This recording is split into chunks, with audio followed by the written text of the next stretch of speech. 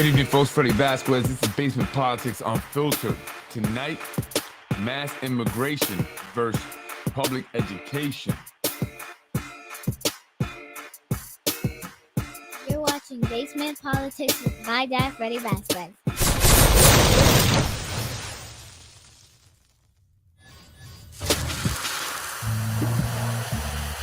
Good evening, folks. I'm Freddie Vasquez. This is Basement Politics. Tonight, I want to talk about education.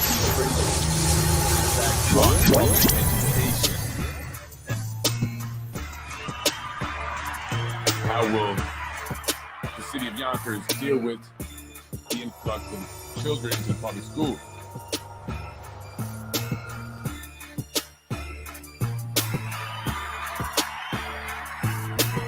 Good evening, folks.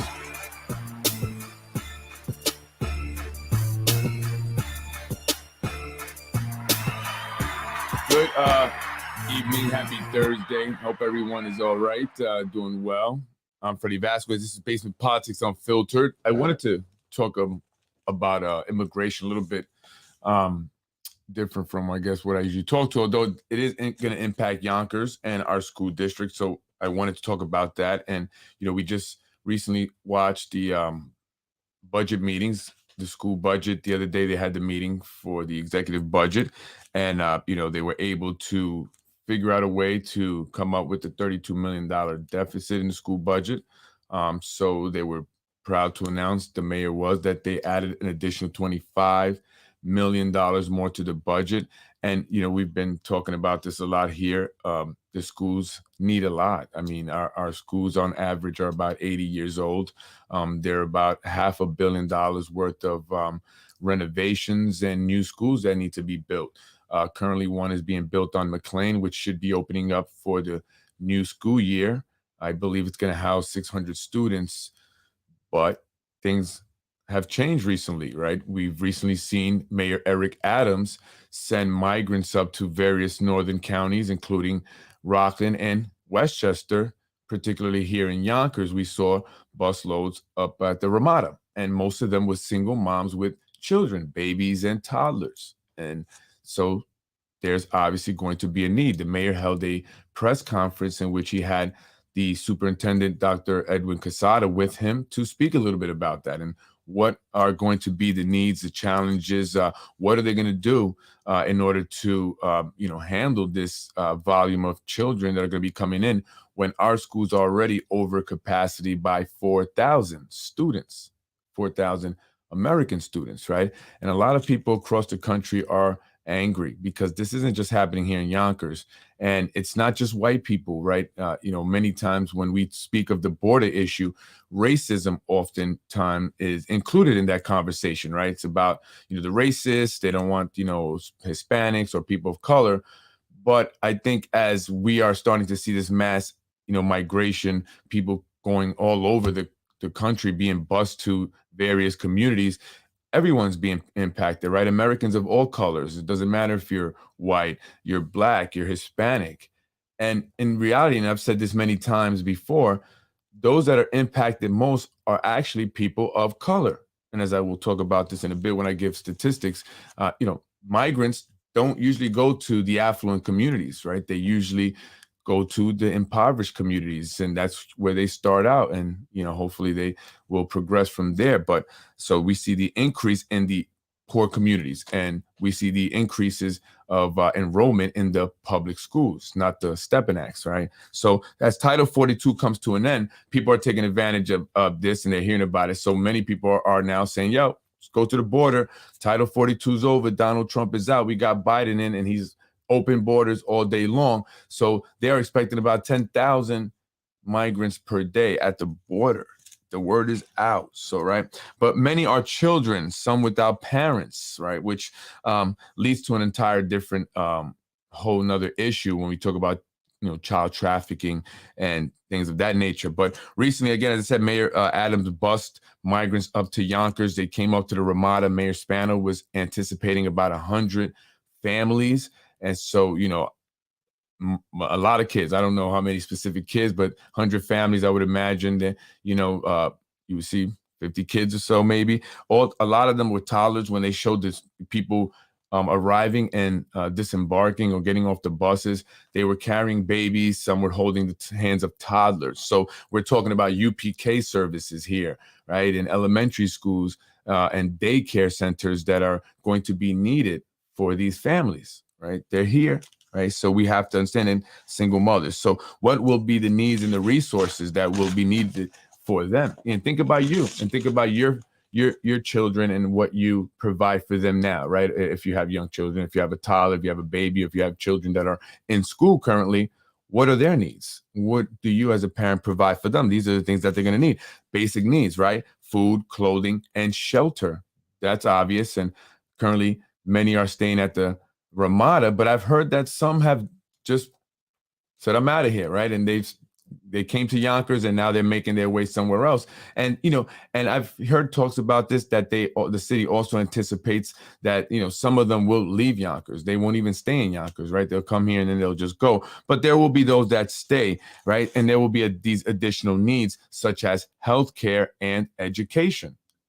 That's important, right? And so according to Plyer versus Doe, it's a 40-year-old ruling, Supreme Court ruling, a state may not deny access to anyone residing in that state. They may not deny public school access to anyone, any student residing in that state, whether they're a citizen or not, whether they have any documentations or not. So if the children are here and they have somewhere to stay, they can enroll in the schools, and the school district will have to enroll them by law.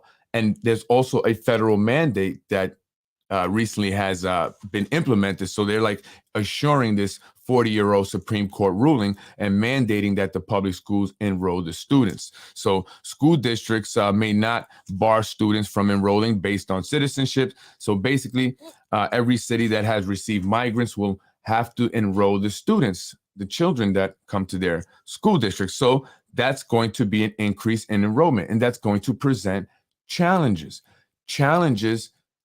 in addition to the ones that are already here, right? We see many challenges here in the city schools already that we've been complaining about, right? Not enough rooms. You heard the president of UFT, the teachers union, or the representative, say that we need smaller classroom sizes. The classroom sizes that we currently have are too large, too big, and that is not conducive for the educational experience, the quality of education that the kids are receiving. But how are we going to make smaller classrooms when we don't have any more schools? Where are we going to put them? We're building one school, 600 students, but we need 4,000 more seats. So we'll need an additional 3,600 seats, right? And plus the new migrants that we have now. The problem, again, is that we have an already struggling school district, one that's already underfunded, right? So where will the additional money come from? And so according to this website, fairus.org, the United States spends about $59.8 billion a year for its public school service, for its public schools throughout the country to facilitate, migrant children, the needs and the educational needs of migrant children. And a big chunk of many public school budgets is the ELL, the English language learners. So that takes a big chunk of the budget in order to, service and facilitate the learnings for those children who don't speak English, right? So that's the most obvious and the primary challenge that the students will have when they enter the Yonkers Public School is a language barrier. And their parents will also have a language barrier. So they will have trouble communicating with the schools, although luckily we do have, a decent number of Hispanic employees at the Yonkers Public Schools who will, I'm sure, willingly assist and, be able to translate. But not all of the migrants that are coming to the country are Spanish speakers, right? So there's going to be a variety of language. And according to this website here also, that's another problem that's presented in the school districts is the I forgot the word they said, the many multiple languages that people actually, the migrants do speak with, and they'll be speaking them in the classrooms, which kind of, so it's not like the teacher can say, okay, they're all speaking Spanish, so maybe I can start to learn Spanish. No, you have, Spanish, you may have, languages from different Arabic countries, Middle Eastern countries, African countries, right, and European countries. So, many different languages that are going to be spoken in the classrooms, and the teachers are just going to be, all over it. But they have to address this, right? So they have to many times split up the classrooms, and teachers have to split their times if they're understaffed. And they have to work with the kids who are not speaking English or learning, and then work with the American students. So there is that issue there. And I want to show this video that I just loaded up. This is a woman in Chicago, and she's a parent. She's speaking about, the impact that's going to have. And I wanted to show it because it's a Black woman, right? And so I've said this many times, this impacts mostly minorities or primarily minority communities, because largely impoverished communities are have a high rate of minorities, Hispanic and Blacks, right? Public schools, same thing as you see here in Yonkers. 77% of the student body is minority, Black and Hispanic. So these are the students that get impacted most. So, parents of sources that have not come to us. Now you want to over these. So she's saying here basically that, you have not funded our school districts, the way they needed to be funded. And we've had that same, complaint here in the city. We constantly see the New York State delegation going up to Albany with parents fighting for more money. They're up there at the halls of the Capitol building, screaming and chanting with signs every year after year after year. And then now they're bringing in migrants and migrant children, and they're looking to fund them, and they're providing hotel stays and buses. And, I want to first say this, and I meant to say this in the very beginning. This is not anti-migrant children, migrants. I'm not against it for it. I'm just giving you the facts, and I'm just presenting information and stuff. So I just want to make that very clear. And I'm just playing a video from what she's saying. So this is not Freddie Vasquez saying, yo, I don't like it, or I do like it, or whatever. Resources that have not come to us. Now you want to overly compensate for people who never lived here before, and we need to be taken care of first and foremost before anything else happens here. Why would any leader put our Black communities already riddled with crime at further risk by placing unvetted non-taxpayers steps away from our seniors, our children, and our homes we've worked so hard on our own to secure?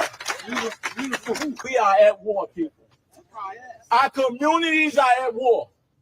They are violating our communities, and we asking that we have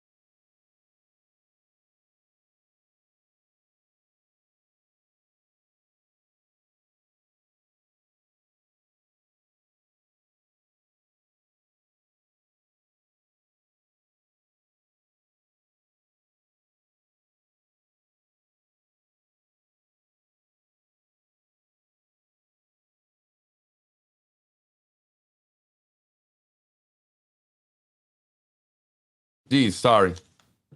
Sorry. Well, were you able to hear the video at least? Thank you, Deborah. I was drinking something, but what I was saying was that I thought it was interesting for the second guy, the black guy, to stereotype, right, and judge these migrants and say that, you know, how dare you put them near our seniors and near our children, you know, and you haven't vetted them, right, and we don't know, you know, what they are capable of. So, you know, he's implying that they're criminals and he's assuming that they're going to do something. And, you know, and I just thought that as a black man, that, you know, he would maybe understand better than to say that, because, you know, there was a time when, you know, and sometimes there still is, when people will judge blacks like that, right? And blacks have said, you know, I'm in your community and you're assuming that I'm going to rob you just because I'm black. So you're assuming that they're going to do something, you know, to the seniors and to your children just because they're migrants. You know, that's kind of a bit hypocritical there. But that's the sentiment that people, you know, are starting to have, you know, and it doesn't matter the color because they're feeling the impact, right? These individuals in this community, as I'm sure others have felt, that, you know, hey, we don't have anything. No one's giving us anything. Our schools are already in much need, right? And we can't take it anymore. You know, you haven't funded our schools properly. Our communities are in shambles, right? And now you're going to bring in the migrants, and then you're providing hotel stays and buses, and you're giving them all these luxuries and amenities, you know, as they come here illegally, right? And what about us? What about us? And so that's, you know, should go to show to folks why, you know, people think the way they thought. And that's why really when you look at who were the white people that were most racist, many times they were the poor whites, right? They were the disenfranchised whites, the ones that were looking for somebody or something to blame for all their troubles in life. And so here you have this black male, the second one, blaming, you know, the migrants for, you know, or for potential trouble, right? Or troubles that they're going to have in the community, when really it's not the migrants' fault. Right? It's not the migrants. And, you know, I get it. I get where they're coming. It is going to impact them. Where is the funding going to come from? Right? How are they going to be impacted? Their education system already sucks. It's already underfunded. It's already overcrowded. It's already, you know, understaffed.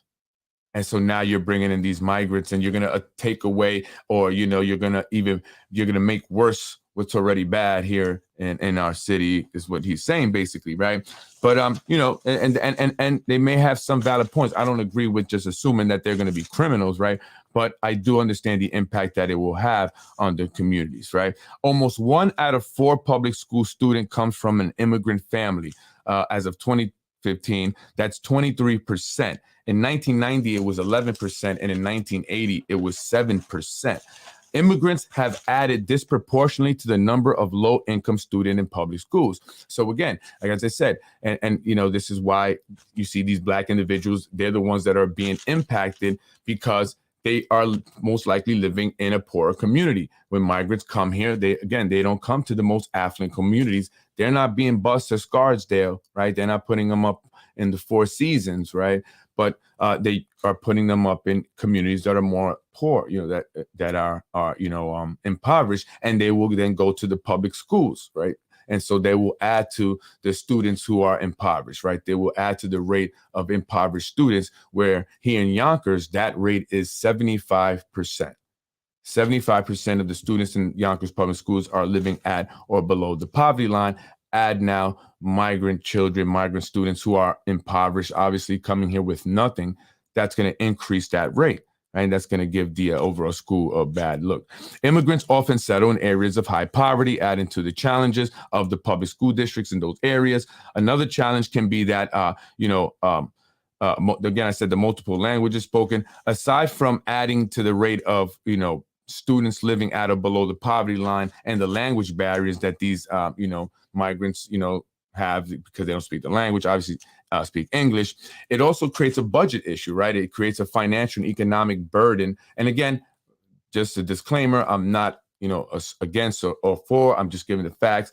It creates an economic burden as these individuals come into Yonkers. They're impoverished, right? They're going to need help from the government. They're going to, if they do get a job, it's going to be a low wage job. So they're not going to be taxed that much if they pay any tax, right? Their income tax. They're not going to own property, so they're not going to be paying property taxes. Maybe down the line, I'm not saying never, once they, progress and get into the country and get familiarized with everything. And, that's the goal, right? But, initially they're not going to own properties. They're not going to pay property rent, but they are going to be, needing and requiring the services of the city, right? This educational system, the healthcare system, and all these other needs that they have that will be paid for by obviously the taxpayers, right? So that's another issue. So that's going to cause here. But again, folks, before I get on, and I want to end it like this: these are children. Remember, these are children. Let us remember that these are children who did not ask to be born. Right? One, they did not ask to be born to begin with. And second, they did not ask to be brought here to cause any problems for anyone. Right? And three, they're here. They're here. So we must be empathetic as well as intellectual about the way we go about it. Right? We must use our brain, not our emotions. Right? We can't be angry. And I get it. We need so much already. I get that. And I'm with you guys on that. I do.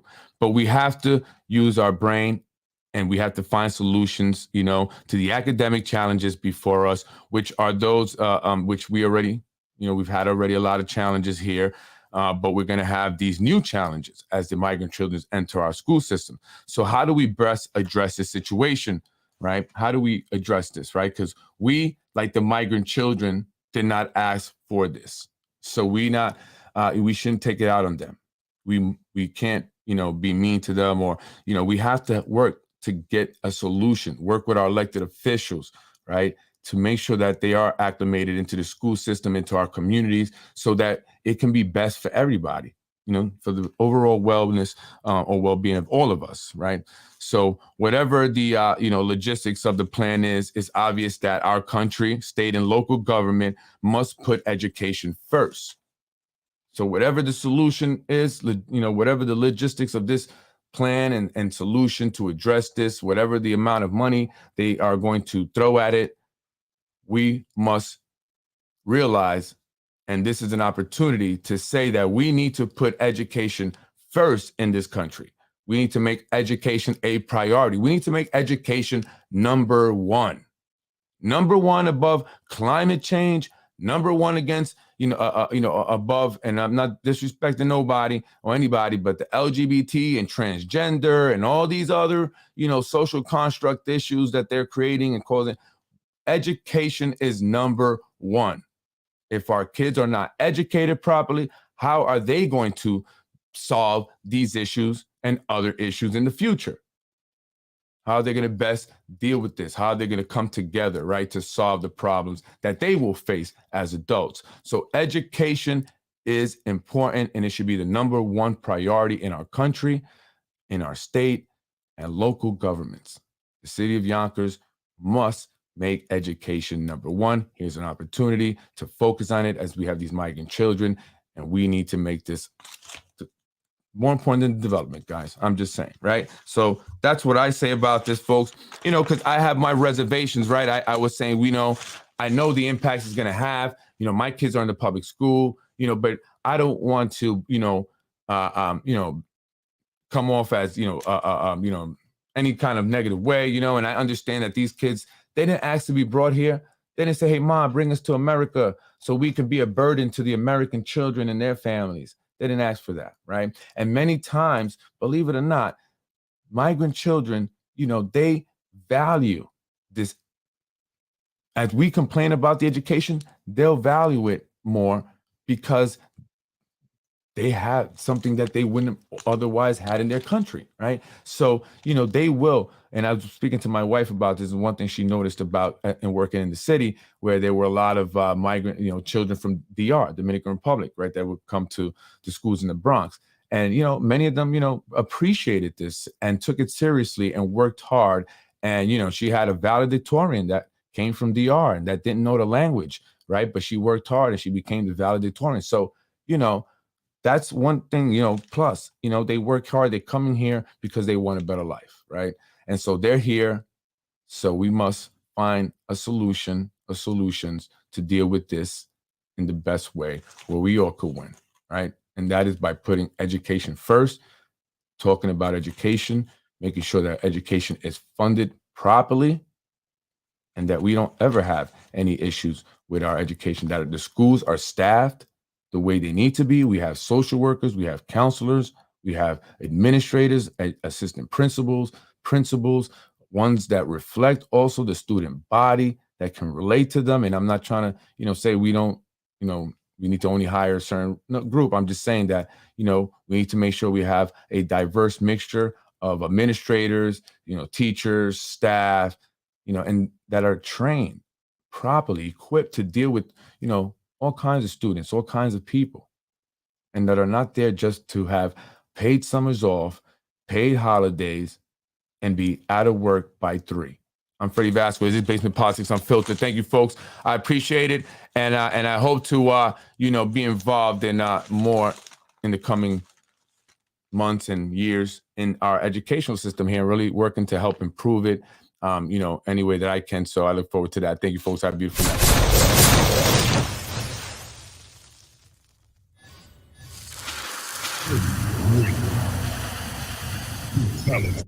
You're watching Basement Politics with my... I'm Freddie Vasquez. This is Basement Politics Unfiltered. Thank you, folks. I appreciate the support. There's a lot going on. Listen, that Mike Breen video, people are like, whoa, how did that get out? Who recorded that? How did Freddie Vasquez get that? I just got it. I don't know. Listen, not Mike Breen, Anthony Moranti reached out, not to me directly, but, and I don't know if I was supposed to say this. I don't know. I'm sorry if I wasn't. Somebody told me, you got to tell me not to say things that you don't want me to say, but I don't know but there was some reason that, they didn't want that video up. So that's why you may not find it up there, because I took it down because I, had some requests, a few requests that, Anthony Moranti, I guess maybe they want to, that's the GOP thing, you down with GOP. Yeah, me, but you guys got to handle that better. There's a guy named Freddie Vasquez that people are ready to give videos to, and he's ready to put it on. So you guys got to do better than that. And that's what it's all about. Accountability, keeping you guys in check.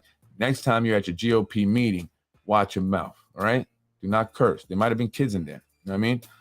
Watch your mouth. Mike, you're too old for the cursing. Too old, man. Don't even look right. Don't even sound right for you cursing like that. It's kind of weird. Like, why is grandpa cursing? I don't know. Hit his toe. I don't know. Right. So I took it down for that reason. You know what I'm saying? So, listen, I'm workable. I'm ready to. So are you gonna come on my show, Andy Moranti, for doing that, or what? I've been asking you. Anyone else want to come on my show? Because I am the most legitimate out there. Those other guys are soon gonna be gone. Watch. You're gonna be like, damn, Freddie took him out. Yes. This will be the only place you can get your message out. That's right. Right here on Basement Politics, the most legitimate source for your Westchester and Yonkers politics, and soon state politics. Yeah, I'm going big time, baby. Have a beautiful night. I appreciate you guys. It's Friday. It's Memorial Day weekend.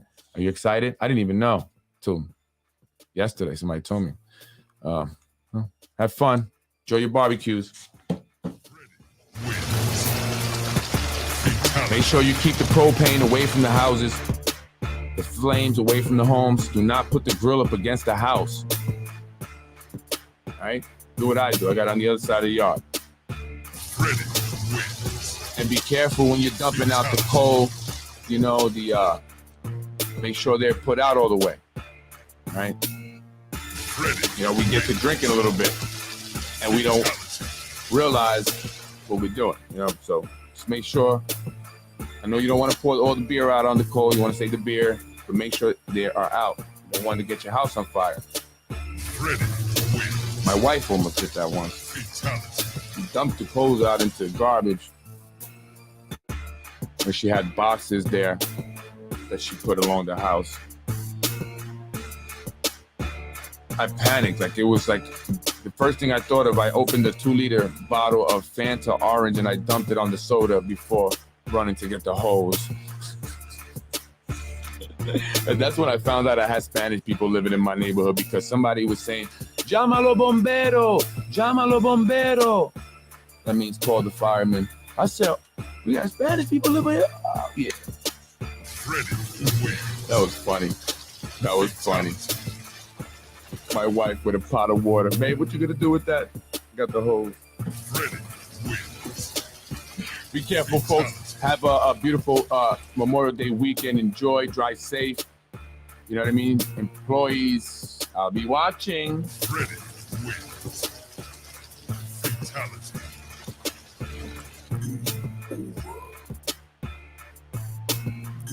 By the way, did you guys, by the way, I hear something big is going to come out on Low Hut. I don't know how true this is. It had to do with, I'm going to just say like this. It had to do with my reason for being over there on Bronxville Road. I can't say that word. Bronxville Road. That's what I'm hearing. I'm going to just say that, where I almost got my car impounded. Yeah. I hear it's going to come out some big. Or the Post. I think it's a Post.